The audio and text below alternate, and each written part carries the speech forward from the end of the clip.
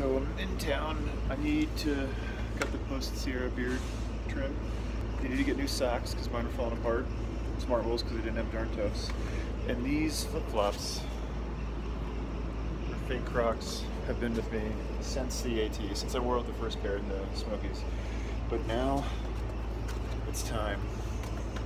I got these like Hoka recovery sandals, and oh my god, they have so much cushion. It's friggin' amazing. And they're actually really light. So I got that going for me. So this is gonna be, hang on, I'm not sure if I can, I just feel so terrible doing this, but I just needed a witness. So now I've got like 3 hours, I think, until my new shoes are delivered to the hostel across the street. So I'm just killing time. I've been here for like 3 days. Actually anxious to get back on the trail, which has not happened in a while, so that probably means this did me good, huh? I don't even know where to put these. I also have to go to the post office because yesterday my headlamp wasn't there for whatever reason. So I'm gonna go there, pick that up. I've been literally putting this phone in like my buff wrapped around my head when I saw my buddy do it with the flashlight on at night, which is really shitty. So I'm gonna get my new headlamp, which I washed and dried the old one on accident. I'm gonna get that, send my leggings, what else am I sending home? All my old worn out darn tough, so I don't have to like deal with the warranty process now. I can do that when I get home. And yeah, I might save like a pound. Let's see, it's Lake Tahoe in the distance. I caught a hitch, several hitches actually. That's the most convoluted hitch I've ever had to get back to trail, and I'm not on trail.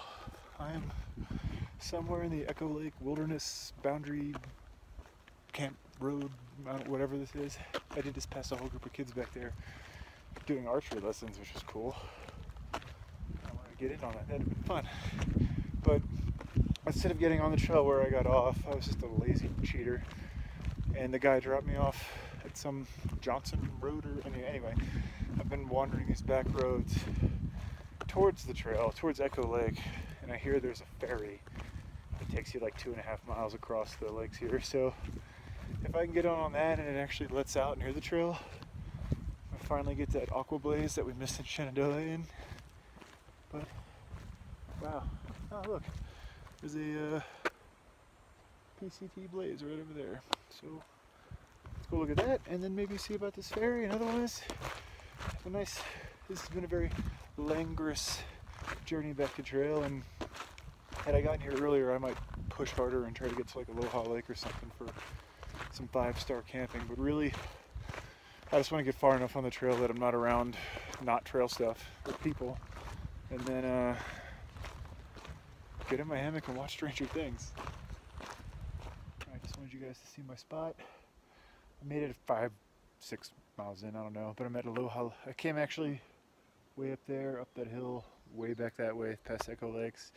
Now I'm at Aloha Lake, which is pretty stellar. Nice pine forest on that side. On this side, nice kind of Sierra style mountains and a brilliant sunset right there. So those trees right down in there. Let's see, right around there I think. I should obviously be a weather newscaster. That's where my hammock's gonna be. Nice, neat little spot, just kind of fitted in. There's epic spots around there, but there's like a family camping with one huge tent with kids running around screaming, and like, don't really want to listen to that, but also if they're having like a family thing, you know, you kind of want to give them their space. So, yeah. Damn.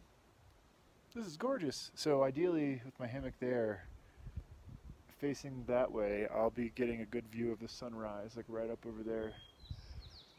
And I love not sleeping, or sleeping in now, not waking up so early, not setting alarms back in the Sierra to walk on the snow, although you can see snow all around me. It's not really a big deal anymore. The last couple of nights, I've just woken up when I woke up, so like 6:30, maybe on the trail by 7:30, and just, oh, I can hear them over there shouting. Just waking up on your own steam instead of to an alarm is so good for the soul. Who just came out to say hi? Hey, Marmot. I should call you Fred. Alright, I'm gonna go this way. Don't freak out. He freaked out. Good spot though, bud. It's been a good night. the cabin over there. I'll show you tomorrow morning, but I hope you can see the sunset. I don't think it's turned out. It is like this, like my jacket, just like this dark, bright orange. So cool. All right, NorCal. Lots of climbing, but I'm really digging the. If you can see all like the moss on the trees up there, it's beautiful. It's hard to tell in this camera, of course, because you know it's a phone.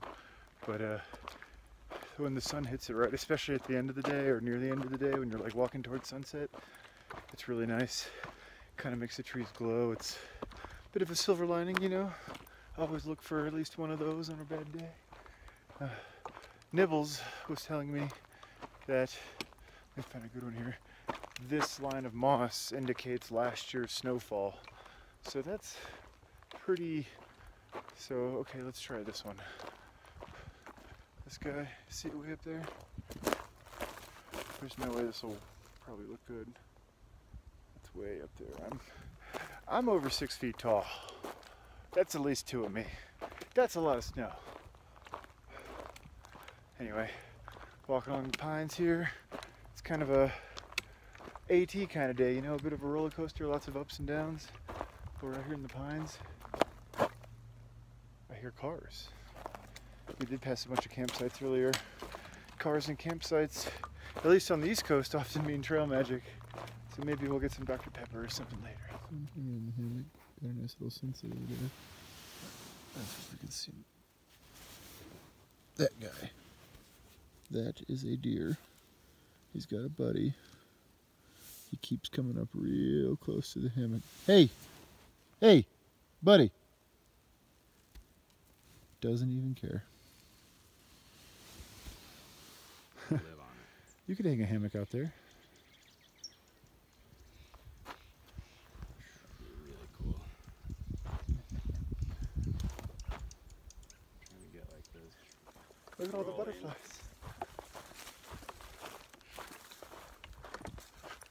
Can't tell. Are they in front of us or behind us? They're everywhere. They're everywhere. That was so cool. We were warned that this descent had crazy poison oak all over the place, so Nibbles, brave warrior, has gone ahead in search of his enemy. P.O. Ah, they all look the same! It's real pleasant. Somewhere in NorCal, after the halfway point, which I didn't even take pictures of. Whoops.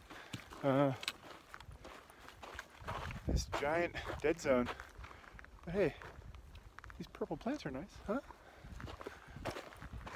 Where are we coming? We left Shasta yesterday, 2 days ago. I'm in Lassen, that's where we are. Lassen Volcanic National Park, in that stretch where you have to have a bear can unless you walk all the way through. So obviously, we're all walking all the way through. I'm on a 12-mile dry stretch right now, which hasn't happened since the desert. I think at 12 I may camp. There's a water source there, and then there's not another one after that for like 12 or 15. Although today it's been like this like all day. Like this is, I don't know if you can really tell. It's either flat or a slight downhill, and there's a 15 miles of it. So part of me wants to push that whole 15, get to the old station, I think it's called. It's like a town or a grocery store or whatever. But I hear they close at 5, and I don't think I'd get there till 6. And that's kind of harsh just because there's no water there to my knowledge.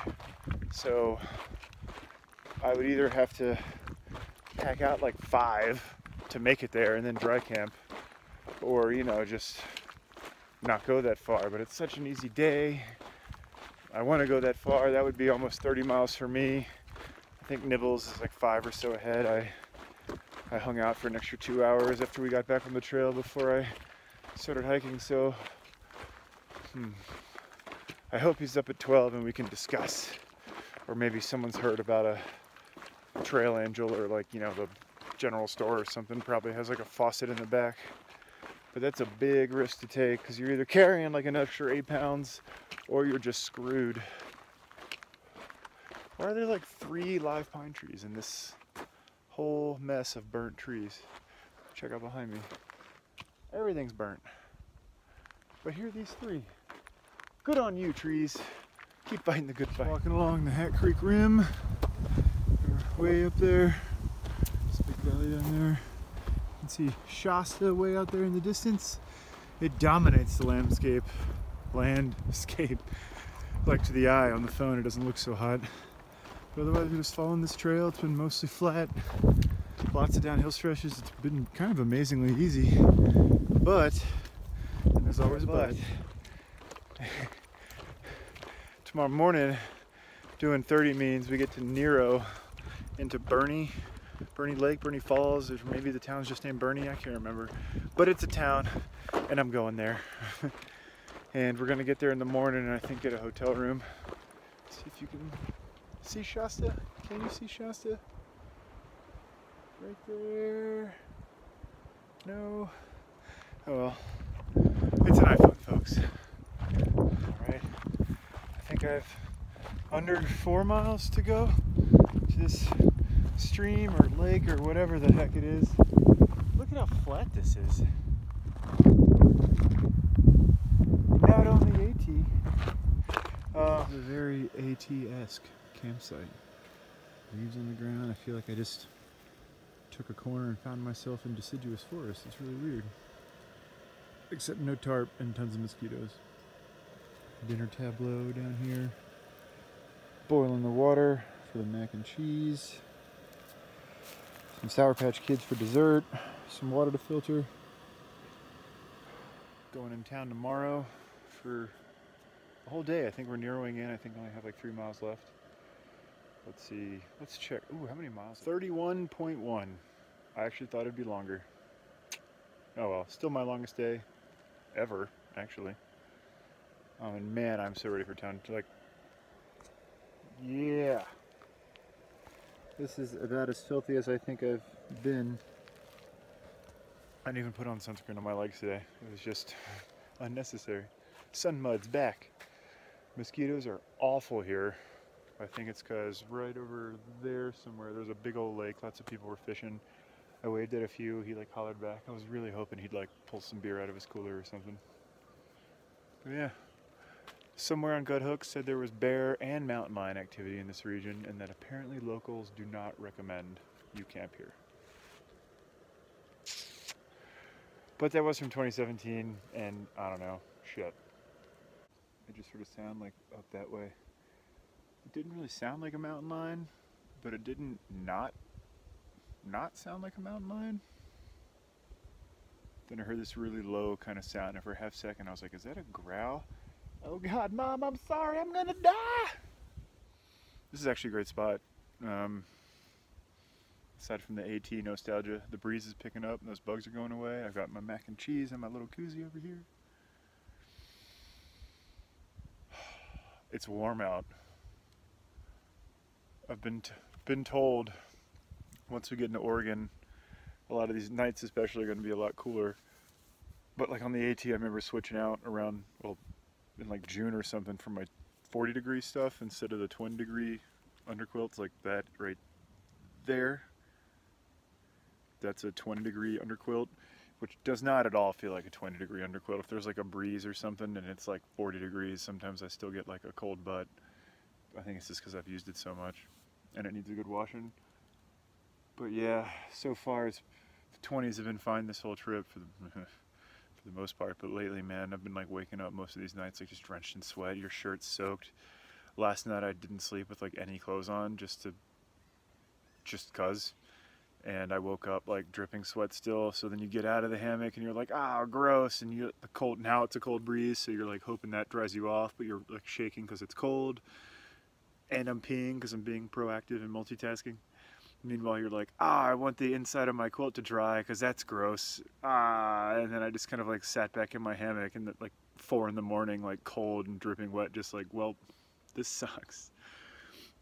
So tonight, by the big blue shirt over there, I've got my top quilt just curled in a ball under my ridgeline, so hopefully it'll stay up there and just the warmth of the underquilt and the breeze.